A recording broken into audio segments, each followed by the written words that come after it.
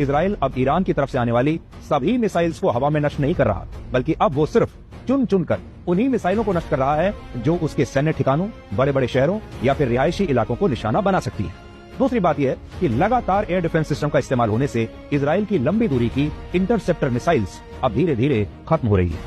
America के एक बड़े अखबार द वॉल स्ट्रीट जर्नल के मुताबिक इजराइल के पास अब सिर्फ इतनी इंटरसेप्टर मिसाइलें ही बची होंगी जिससे वो अगले 10 से 12 दिन और ईरान के मिसाइल हमलों को रोक पाएगा। अब आप सोच लीजिए, अगर अगले एक हफ्ते में यह युद्ध नहीं रुका, सीज फायर नहीं हुआ, तो इजराइल के एयर डिफेंस सिस्टम की ताकत आधी से भी कम रह जाएगी। ऐसी स्थिति में हो सकता है कि अभी तो बड़े बड़े शहर और रिहायशी इलाकों को निशाना बनाने वाली मिसाइल्स को इजराइल रोक रहा है, लेकिन बाद में यह भी हो सकता है कि वो सिर्फ अपने बड़े सैन्य ठिकानों को इन मिसाइलों से बचाने लगे और बाकी के इलाके ईरान के निशाने पर आ जाए।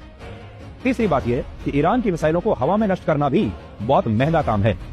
एरो 3 एयर डिफेंस सिस्टम की एक मिसाइल की कीमत लगभग 25 करोड़ रुपए है और इस हिसाब से अगर ईरान की मिसाइलों को हवा में ही नष्ट करने के लिए हर रोज 100 इंटरसेप्टर मिसाइल्स दागी जा रही हैं, तो सिर्फ इन 100 मिसाइल्स का रोज का खर्चा लगभग 2,500 करोड़ रुपए के आसपास बैठता है।